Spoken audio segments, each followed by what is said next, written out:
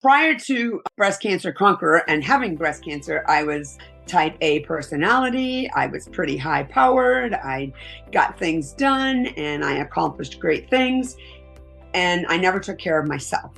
So I learned quickly that the gift of this, again, which Dr. V will ask, what was the gift? And the gift for this was for me to be someone that is taking care of myself. I still take care of other people really well also, but I've made myself a priority.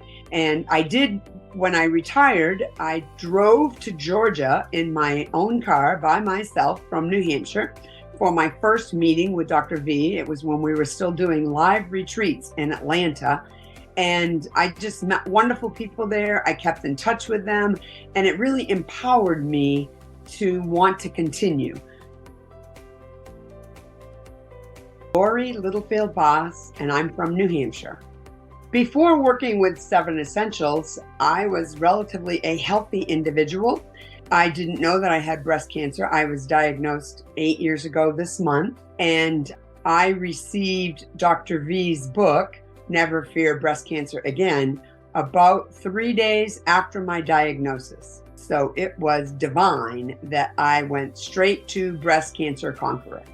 My chiropractor, a nice Christian young woman, told me, Laurie, I think you need to read this book. And I did. And again, it just segued into me following them. I did have a lumpectomy, which I'm glad I did. I'm not sure I would do it again today. However, I was pushed into that so fast that I didn't have any idea of what was going on. So with that in mind, I just felt again that I was at the right place at the right time, and Dr. V's 7 Essentials were provided so that I could move forward in a different manner. If there was something that would have kept me from starting with BCC, it would have been the cost. We are not poor, but we are not wealthy. And when I saw some of the costs, I went, oh my gosh, how are we going to do this? However, we were able to budget and plan. And Dr. V often will give you an idea of, if you can't do this, do this. I coach with Deanne, and I've coached with her for a number of years. And again, she would tell me ideas, but then say, these are the things that you could do that would be the most helpful to you right now. And so they really worked with me as far as making it possible. As I said earlier, I fell upon Breast Cancer Conqueror right after my diagnosis.